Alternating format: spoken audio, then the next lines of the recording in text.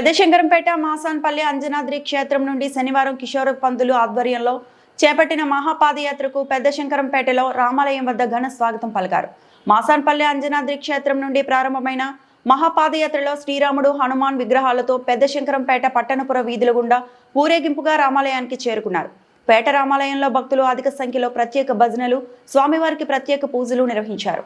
అనంతరం పెద్దశంకరంపేట నుండి సైతం గ్రామ పెద్దలు, యువకులు, హిందూ సంఘాల బాధ్యులు అధిక సంఖ్యలో పాదయాత్రలో పాల్గొని కొప్పల్ ఉమా సంగమేశ్వర స్వామి ఆలయానికి చేరుకున్నారు. ద్వాదశ జ్యోతిర్లింగాల ఆలయం వద్ద భక్తులందరికీ రైస్ మిల్ అసోసియేషన్ ఆధ్వర్యంలో అత్యల్పాహారం, తేనేటి విందు భక్తులందరికీ అందజేశారు.